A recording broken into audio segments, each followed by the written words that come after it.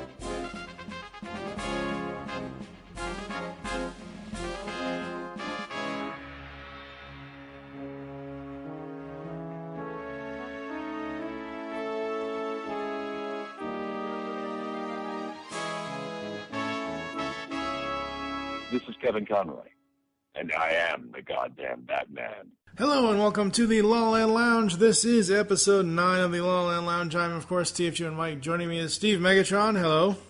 Hello. And we are back celebrating 25 years of Batman the Animated Series. If you all listened to episode 6 of I can't even talk tonight. I feel like the drunk Joker over here. If you listen to episode... Wow. Oh, God. Well, this is the laughing fish. Yes. If you listen to episode 6, you'll know that we are going through all 4 volumes of the La La Land Records released CDs of Batman the Animated Series. We're going to be talking about volume 2 tonight.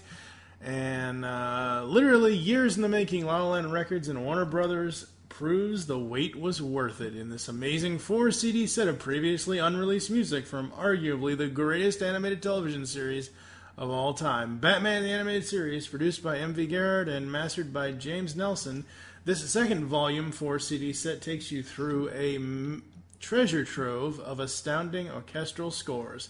Music that rivals any blockbuster feature film. Composer Shirley Walker, Harvey R. Cohen, Carlos Rodriguez, Lolita Hermanos, Michael McCuistion, Carl Swander Johnson, and others are musically represented here, as well as Danny Elfman's iconic theme. The 36-page CD booklet features exclusive in-depth liner notes from writer John Takis. This was a limited edition of 3,500 units. You can still buy it on La La Land's website, apparently. It's still available. $60. So, wow. Not bad. For four discs, 100 and something, I think it's like 183 tracks or something like that. But yeah, it is still available on La La Land's website, lalalandrecords.com. And this one includes music from the following episodes. It includes the main title by Danny Elfman. It includes the Beware the Grey Ghost episode. The Cat and the Claw Part 1 and 2. It also has bonus tracks from Cat and the Claw. Nothing to Fear.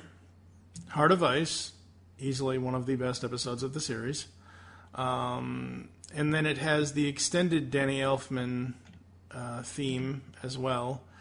Disc 2 includes Appointment in Crime Alley, Mad as a Hatter, The Strange Secret of Bruce Wayne, I've Got Batman in My Basement, Feet of Clay, Parts 1 and 2. Disc 3 includes a MIDI version of the Batman the Animated Series theme. This was done by Danny Elfman and Shirley Walker. I love that theme. I think that theme is cool. You know what it reminds me of? The 1990s, like, almost kind of like cell phones and... Yep. How, like, everything online, it wasn't an MP3, it was a MIDI file. Mm-hmm. And Absolutely. I'm like, oh, that's awesome. I know, right? Because I'm like, should we even use that? Oh, it'll be used at some point. That's one thing about Batman the Animated Series, folks, that I absolutely love, that they have so many different versions of both the Danny Elfman theme and later the Shirley Walker version of the theme.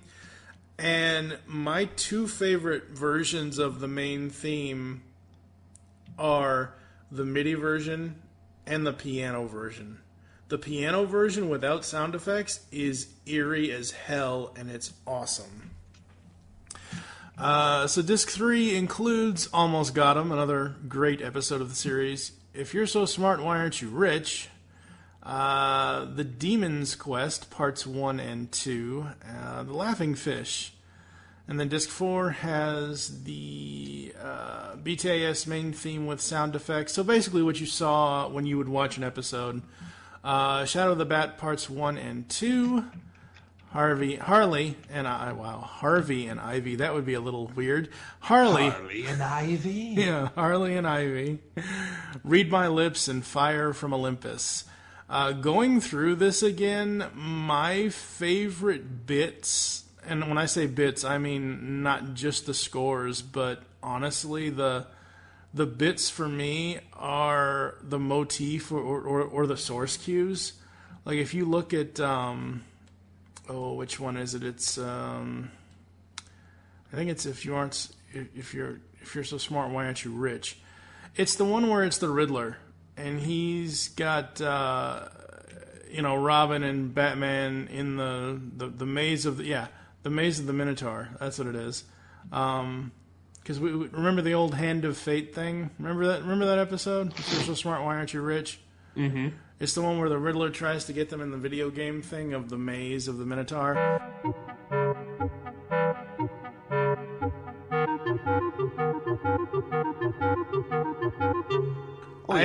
The one where Commissioner Gordon and Robin go in there and. Mm-hmm.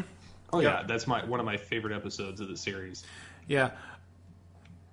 I remember watching this episode, years and years and years ago, and being like, I want the Hand of Fate motif theme. I want the Wasteland motif. I want the musical puzzle. I want the Riddle of the Minotaur source. And we have them all here. Even the Griffin theme is here. 9 Seconds is the Griffin theme. That's what I love about these La La Land Records big limited edition releases, because they do their damnedest to bring us every single piece, not just the actual orchestral tracks and music that goes along with the show, but even just the little things. Like later on in The Laughing Fish, we get the Joker's Fish song. We get his door chimes. We get some other stuff as well from that. Like we get his talk show music and that kind of stuff. And that's just so cool to me that they, had the mindset to include as much as they possibly could. And getting clean, pristine music sources from this stuff is great. When you were listening to this, what was the first episode score that really grabbed you? There's actually quite a bit, but I would have to say the Grey Ghost stuff. Mm-hmm. But that's just because I really like the Grey Ghost. Right. Because it's very it shows Batman going through the same thing we do when we watch him. Mm-hmm. Yeah, absolutely. The Grey Ghost is a great episode, and the fact that they were able to get Adam West to come back, or to actually come in and do the Grey Ghost, so essentially you have two Batmen on the same screen. That's awesome. For me, the score that probably grabbed me the most when I first heard it was probably it's gotta be Almost Got 'Em, because I love that episode so much. I just really do. That episode is just so fun. It's got all the villains telling stories. It's got, I hit him with a rock. Well, it was a really big rock, What's funny about that episode is of Almost Got 'Em, and I love all the soundtracks to that. Between the Almost Got 'Em, the Bad Penny, Laugh-O-Meter, the Joker Talk Show, the Bumper, the Just for Laughs. what makes it interesting for me is because I used to actually have a book of this when I was a kid. So it was one of my favorite ones to read, but it was also one of my favorite episodes that I had seen as a kid. Because back then, the Joker was not my favorite. The Riddler was. The Riddler still has a soft spot because he's about one of the few that is almost Batman's equal in intellect. But which sorely he's the only one missing from this episode. But it's still a strong episode for 22 minutes of having all of those villains fighting Batman. And getting all those stories in. It's a pretty strong story for all of that. Absolutely it is. And it's, as I said, it's just so fun. And because the whole point is all of the villains have an almost got 'em story. And the episode, each of them go through theirs, and Joker, of course, in the beginning, well, I'm going to go last because mine's the best. That kind of thing. And even at the end, Catwoman has an almost got 'em story. So there's that. Yeah, but hers is because she wants to sleep with him. Obviously, yes. Almost got him into my closet. Oh, God. But no, I think Stuart Balcom did an amazing job with the music on Almost Got 'Em. It's so fun, so upbeat, and there's not a lot of times where I can say some of the BTAS music is upbeat, because a lot of these episodes are very heavy. Like, you look at Heart of Ice, Heart of Ice is dark. Yeah, it's very dark. And it's supposed to be, and I'm not complaining that it's dark at all, but Todd Hayden and Shirley Walker both worked on that one, and the Arkham Asylum track is by far, kind of reminds me of old Barbara's line from Return of the Joker. Arkham hung open like a rotting wound.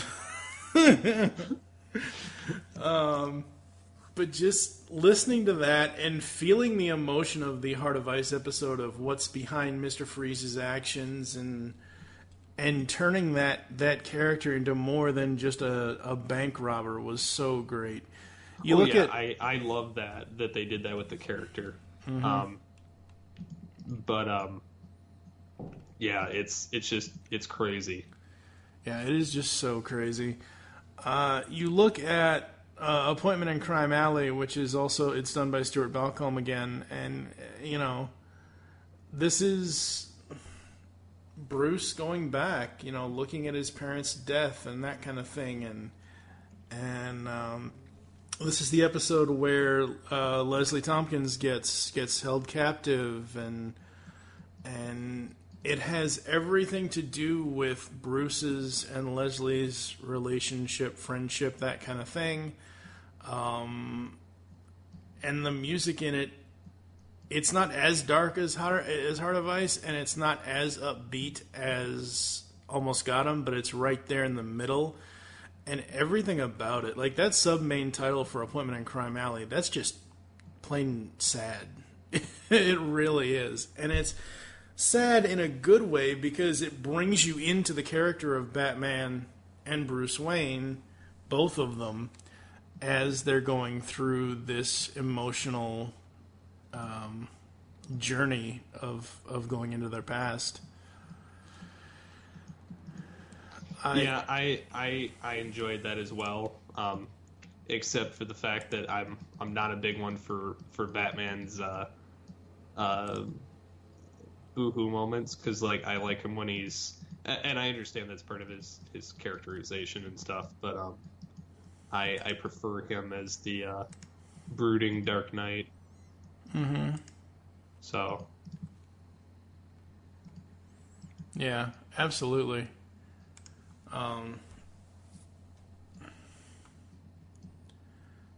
Yeah, the brooding Dark Knight is always, the best characterization for him. And then, we have something like The Demon's Quest, which Michael McCuistion worked on, and he did the music for that, and giving... Creepy.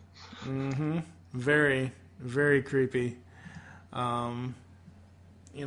this is the episode with Ubu. Oob. Oob. Yeah. And then the creepy voice of Ra's al Ghul.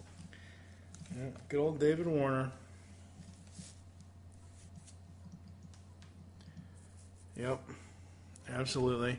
But the music that Michael put into the Demon's Quest Part 1, because it's him on Part 1 and Harvey R. Cohen on Part 2, the Calcutta Alley fight, that song, that music cue for that part of the episode is just so fun.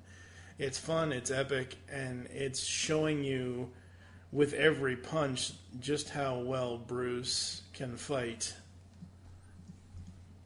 And then in Part 2 with Harvey R. Cohen doing the music, The Parted Lovers, Goodbye Beloved with him and Talia. Oh man, talk about tugging at your heartstrings. Yeah, I enjoy it for the fact that Batman's actually got to deal with stuff without his utility belt and without, because Ra's is like, oh, you will be my successor after I test you and your brains and your wit and your brawn, mostly because he wants to steal his body, but eventually. Mm-hmm. But yeah,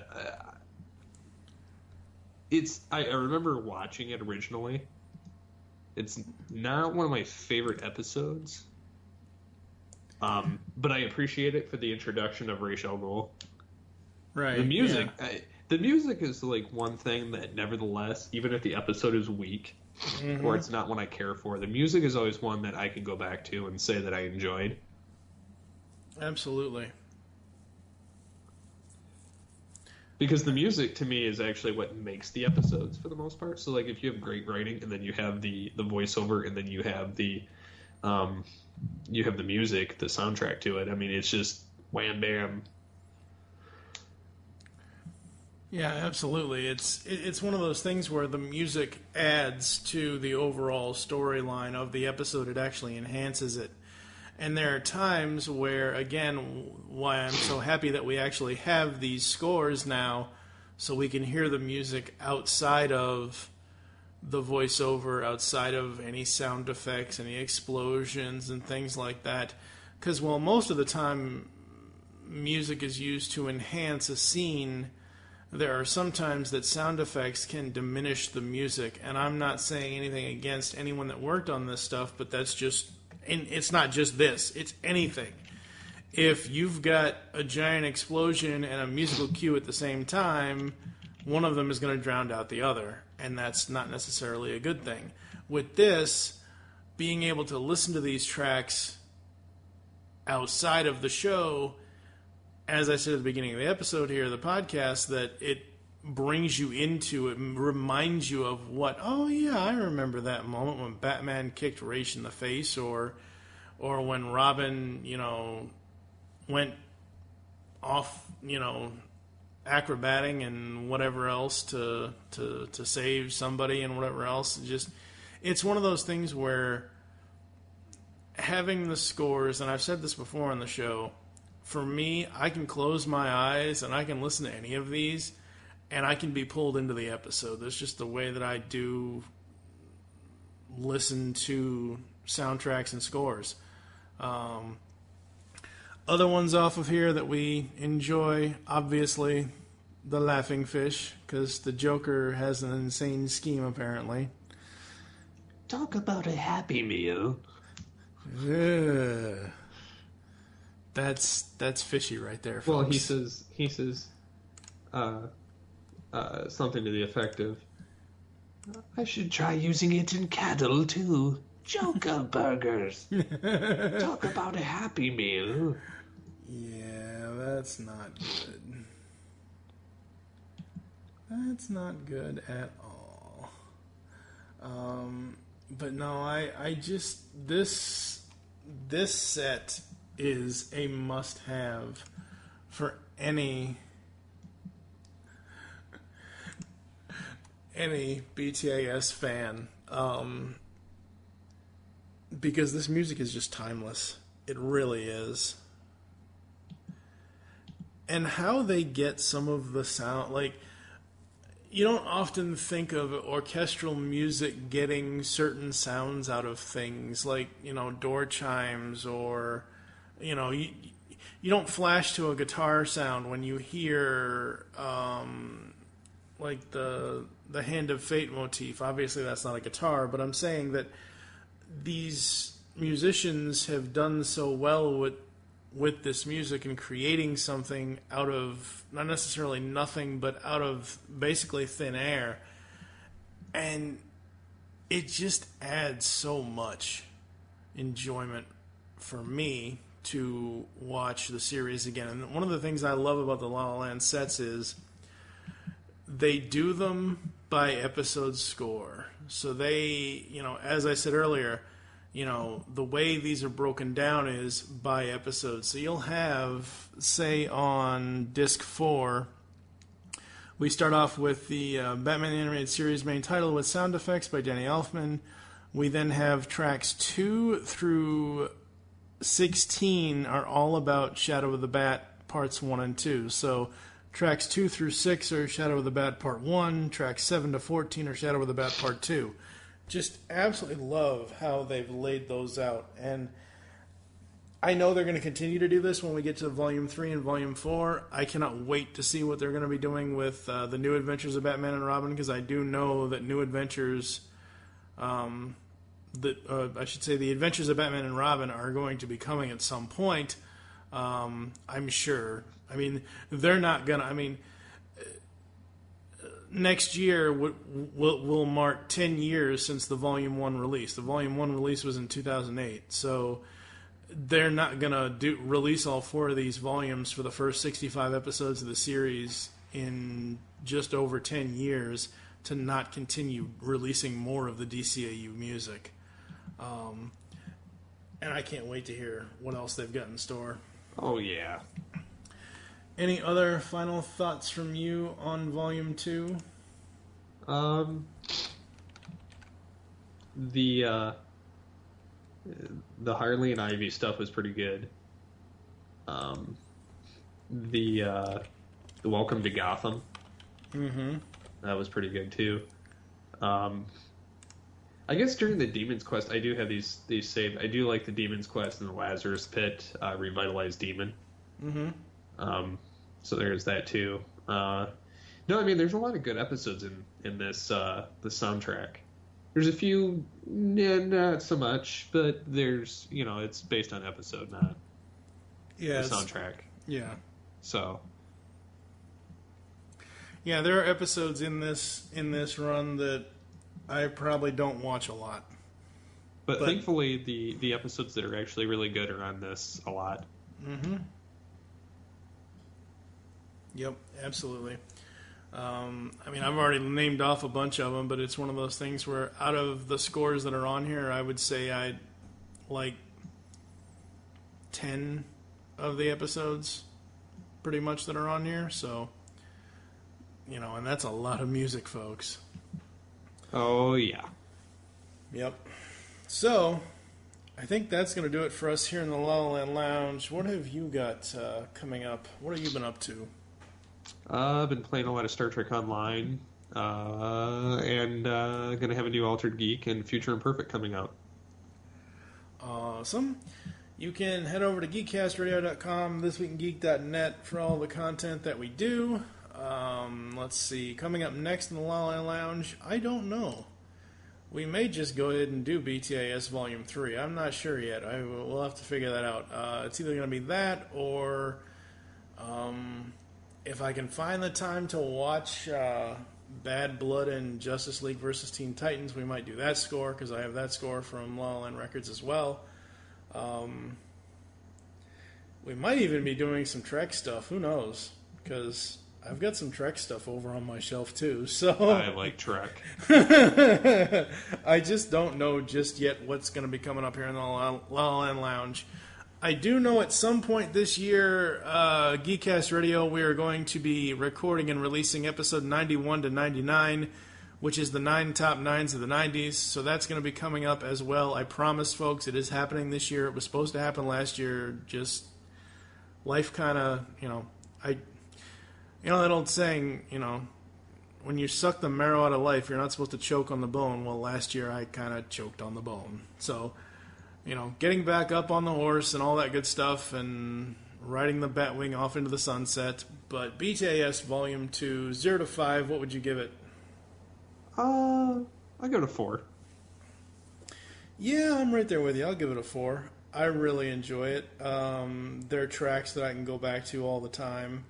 As I said earlier, what I love most about the Volume 2 score is the motif stuff, the source music, and things like that.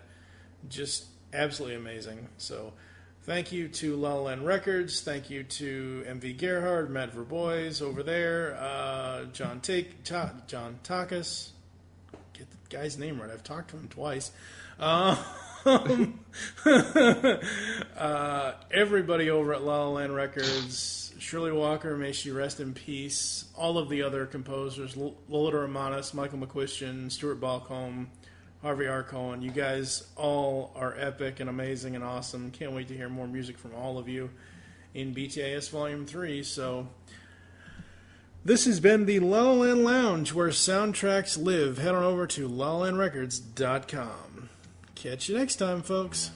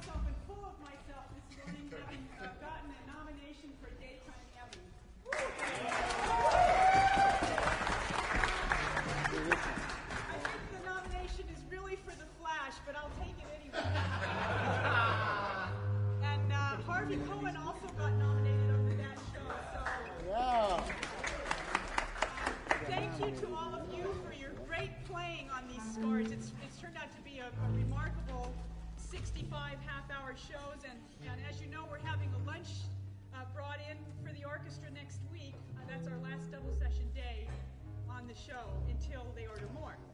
And since most of you won't be here next week, I'll have to do it again when we start up again. So if I missed you the first time, we'll do it again.